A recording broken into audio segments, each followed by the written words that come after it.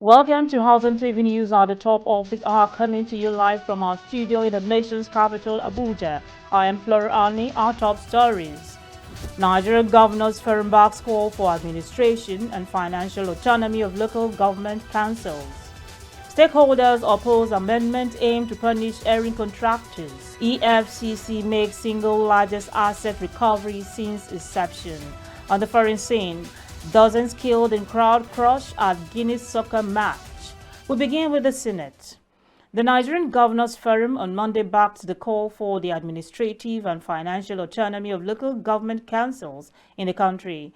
Chairman of the forum and Governor of Kwara State, Abdulrahman Abdulrazak, gave the assurance at the National Dialogue on Local Government and Constitution Amendment organized by the House Committee on the Review of the Constitution in collaboration with the Policy and Legal Advocacy Center.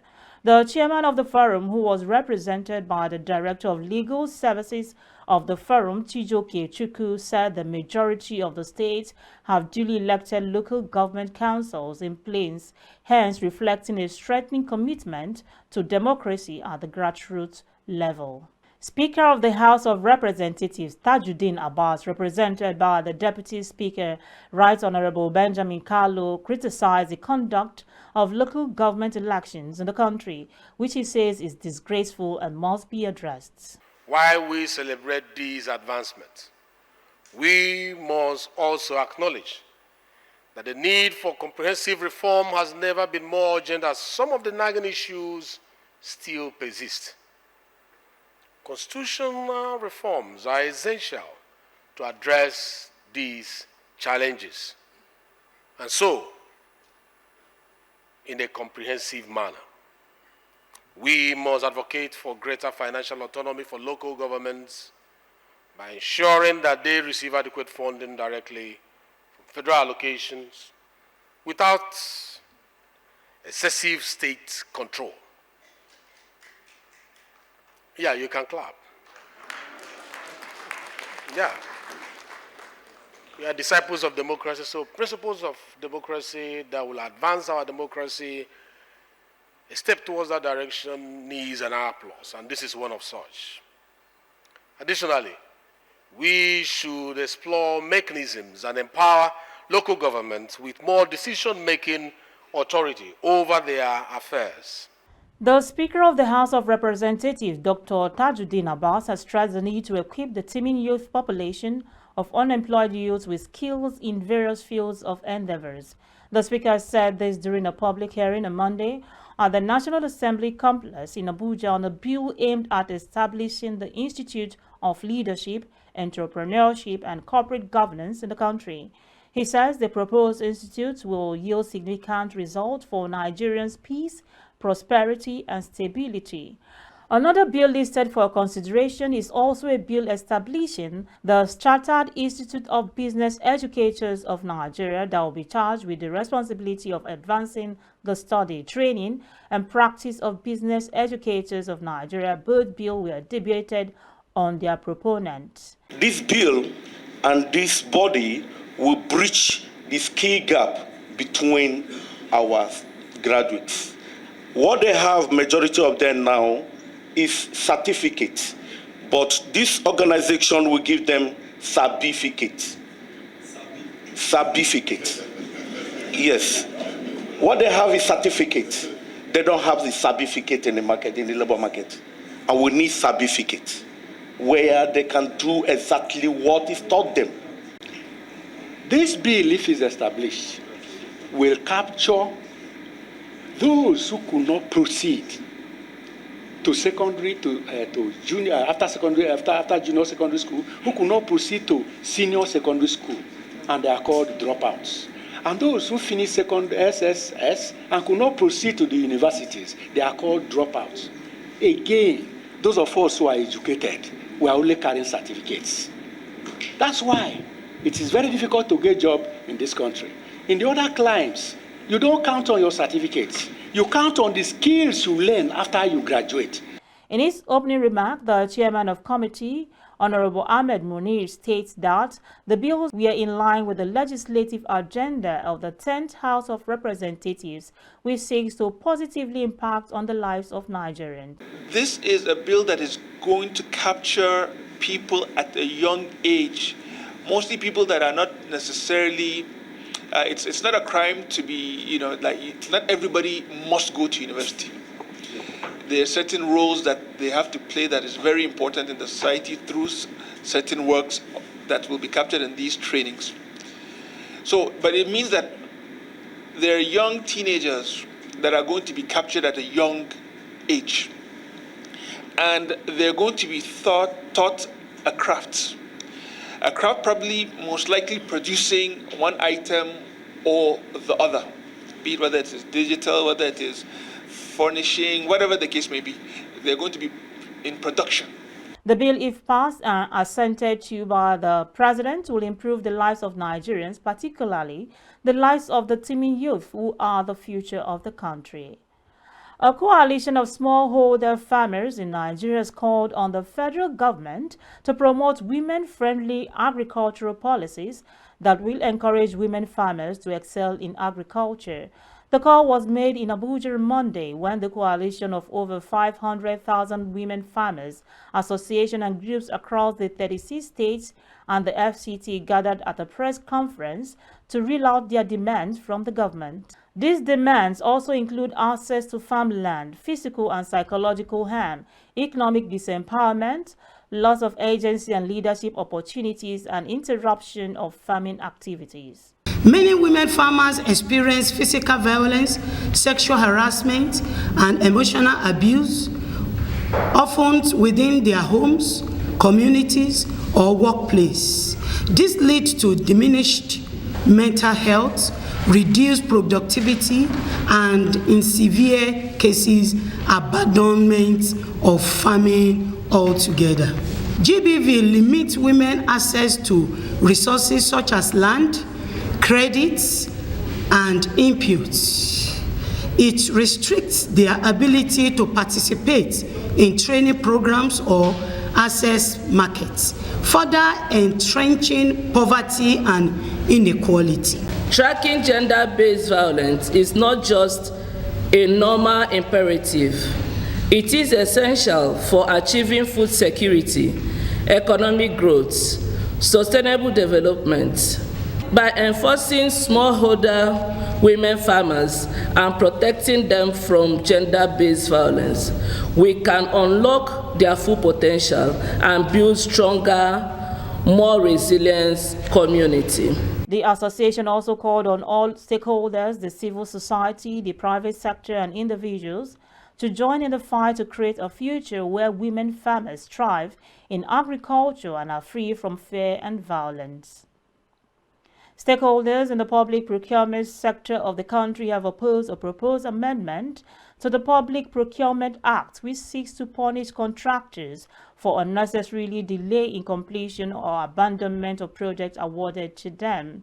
The Director General of the Bureau for Public Procurement, Dr. Adebowale Adedokan, and the immediate Director General of the agency, Emeka Eze, in their presentation, informed the House Committee that amending the law to punish contractors is unnecessary as such provisions are always contained in the contract. The Bureau therefore recommends that the committee should rather help in the proper implementation and enforcement of the existing laws by ensuring that funds for contracts awarded should be provided as and when due. This is because the solution the amendment intends to provide is not a matter of law, but rather of implementation.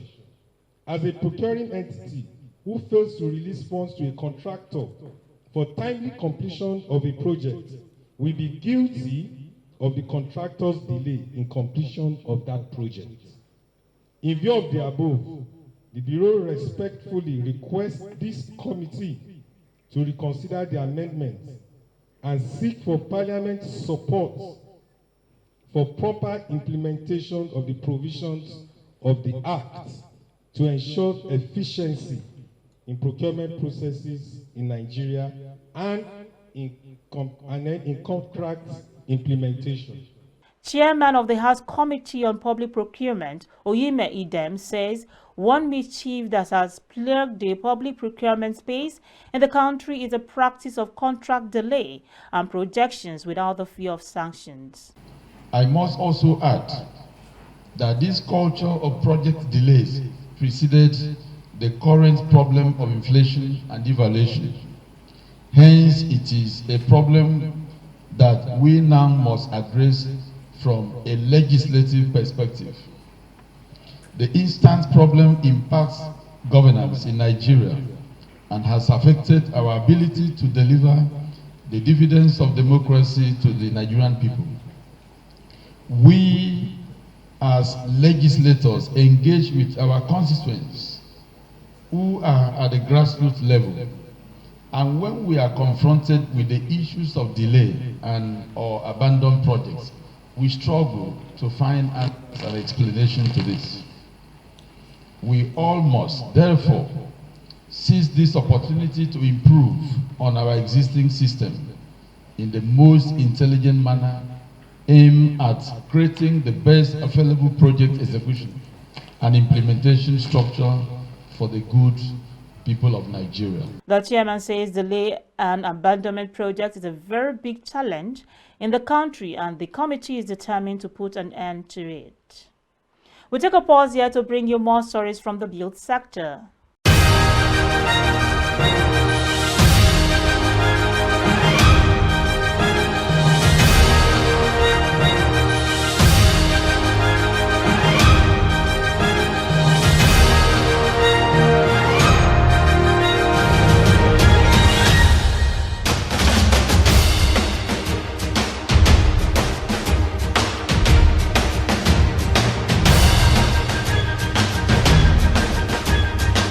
I would also like to congratulate and commend the organizers of this event, Mr. House himself, who is the driving force behind this project and who is so passionate about providing housing for the masses in Nigeria. I congratulate you. This is a very good event and it should be sustained.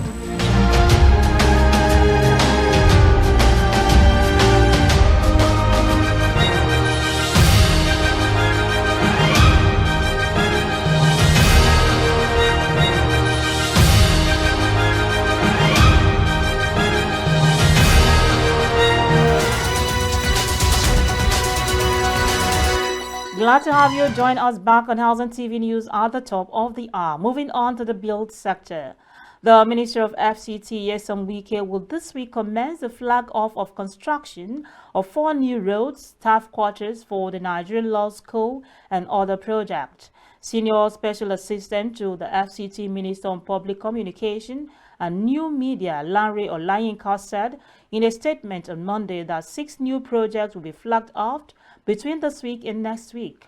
The FCT Minister's spokesperson said projects to be flagged off are construction of Kabusa-Takashara Access Road, construction of Kabusa-Keti Access Road, provision of the access road to the new AFCC Academy site in Giri District, as well as design, construction and furnishing of office complex for the body of benches.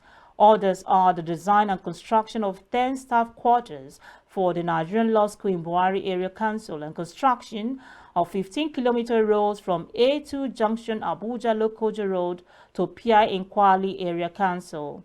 It should be recalled that in the last 2 weeks, the FCT Minister visited more than 10 project sites to have an on-the-spot assessment of ongoing projects in Abuja and the FCT satellite towns. Justice Jude Onwubuzie of the FCT High Court sitting in Apo on Monday gave a ruling on the final forfeiture of an estate in Abuja measuring 150,500 square meters and containing 753 units of duplexes and other apartments. The estate, situated on plot 109 Cadastral Zone CO9 Lukuguma District, spans 150,500 square meters and comprises 753 duplexes and apartments. Justice Jude Onwuzie of the Federal High Court ruled that the property is suspected to have been acquired with proceeds of unlawful activities be forfeited to the federal government. The forfeiture was made possible under Section 17 of the Advance Fee Fraud and Other Fraud-Related Offences Act 2006 and Section 44 of the 1999 Constitution. The FCC had earlier secured an interim forfeiture order for the estate on November 1, 2024.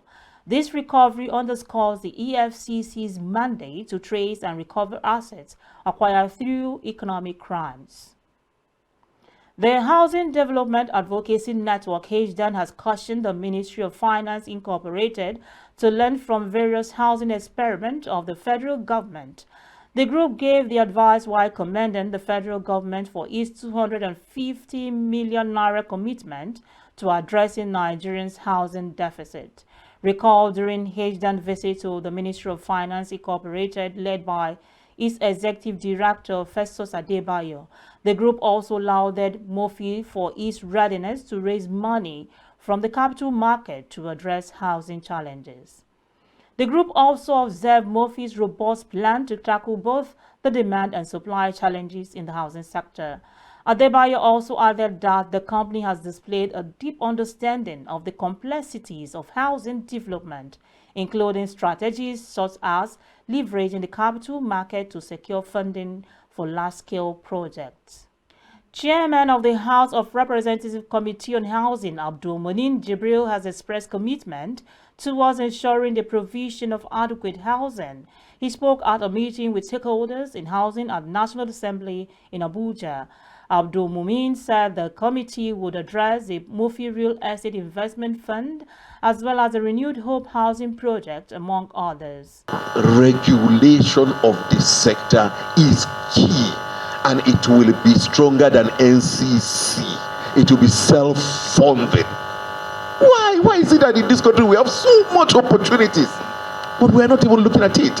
Yes, it may be a bit technical, the issue of land, state government, but the moment you sit down, you'll be able to dissect these things and understand how they... So the ball is in your court. As you bring them, we'll deal with it.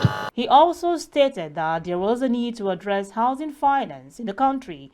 Furthermore, the lawmaker noted that the committee had instructed the central bank to stop the application of a single obligator limit to primary mortgage banks in respect of the National Housing Fund due to its implications. In another development, the Association of Professional Women Engineers of Nigeria has launched a mentorship scheme aimed at empowering young women pursuing careers in engineering and those undergoing skills and entrepreneurship training in the country. Dr. Adebisi Osim, president of IPWAN, led the launch during the inaugural public lecture in Lagos, organized by the IPWAN Lagos chapter in honor of Mrs. Idiat Amusi, the association's fourth president. Speaking on the theme Empowering Generations Through Lifelong Learning, Innovation and Collaboration, Dr. Osim emphasized the importance of mentorship in ensuring young women in engineering receive the tools they need to excel. The initiative seeks to foster economic growth by providing guidance, support, and resources to these women, equipping them for success in their professional journeys. On the foreign scene, a crowd crush at a soccer match in the West African country of Guinea has left at least 56 people dead and many others injured, according to authorities on Monday. Information Minister Fana Soma said in a statement that investigations were underway into the cause of the crash at a stadium in the southern city of Nzere-Kore. Social media video shows fans scrambling to get out of the packed stadium. Sectarian violence has killed at least 130 people and wounded 200 others in Pakistan's northwest in the last 10 days, officials had said. Violence flared in Koramdik Street on November 21 when gunmen ambushed a vehicle convoy and killed 52 people, mostly Shiite Muslims. Nobody claimed responsibility for the assault, which triggered retaliatory firing and arson by rival groups in several areas. Over the past 24 hours alone, 14 people have died and 27 have been injured in fighting. That's the most we can take on Housing TV News at the top of the hour. Before we go, a quick recap of our top stories. Nigerian Governors Forum backs call for administration and financial autonomy of local government councils. Stakeholders oppose amendment aimed to punish errant contractors. EFCC makes single largest asset recovery since inception. On the Paris scene, dozens killed in crowd crush at Guinea soccer match. For more news on the housing sector, subscribe to Housing TV Africa on YouTube and follow Housing TV on all social media platforms. Download the Housing TV mobile app on Google Play Store and App Store to stay connected. I am Flora Ani. Bye for now.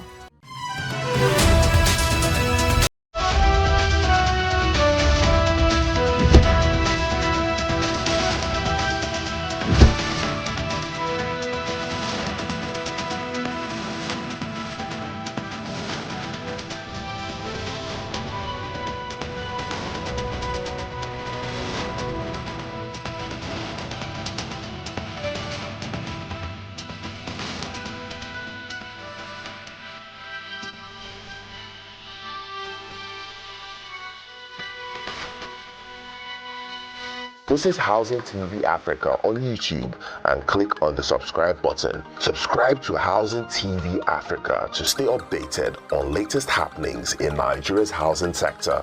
Follow our social media pages, like and share our posts. On Facebook, Housing TV Africa. On Twitter, Housing TV Africa. Instagram, Housing TV Africa. Housing TV Africa, your first in housing development broadcasting.